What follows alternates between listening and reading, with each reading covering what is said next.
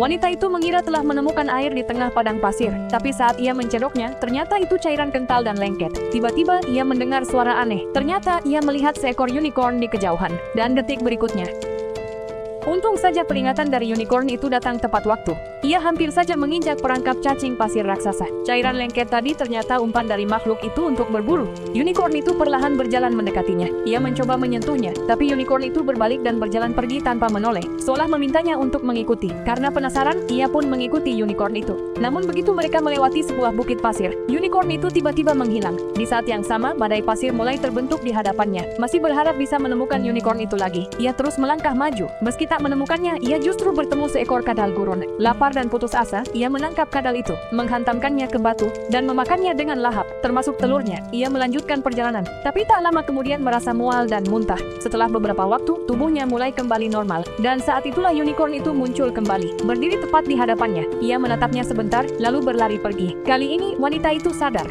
Unicorn itu sebenarnya sedang menunjukkan jalan keluar dari gurun. Ia mengikutinya tanpa ragu. Tiba-tiba, unicorn itu berhenti, seolah merasakan sesuatu. Wanita itu berlutut dan menusukkan pisaunya ke tanah. Tanpa diduga, air menyembur dari bawah. Ia minum sepuasnya, dan bahkan membagikannya pada unicorn. Mereka melanjutkan perjalanan bersama. Namun tak lama kemudian mereka memasuki bagian gurun yang sangat kering dan tandus. Wanita itu merasa ada yang tidak beres. Di detik berikutnya, seekor makhluk raksasa yang mengerikan muncul dari bawah tanah. Ia menatap ke atas dan melihat monster kalajengking raksasa. Ia mundur ketakutan saat monster itu mencoba menyerangnya. Tapi saat itu juga, unicorn melompat maju dan melawan monster itu. Sayangnya, monster itu terlalu kuat dan melukai unicorn dengan parah. Melihat sahabatnya terluka membuat wanita itu sangat marah. Ia menggunakan sihirnya untuk menjatuhkan monster itu. Lalu ia mengambil batu besar dan menghancurkan monster itu habis-habisan. Tapi unicorn itu tetap terluka parah dan hampir mati. Maka ia memutuskan menggunakan sihir terlarang untuk menghidupkan unicorn kembali. Mantranya berhasil dan unicorn itu pun bangkit lagi. Tapi tanpa menatapnya sedikit pun, unicorn itu berkata, "Ciao," dan langsung cabut.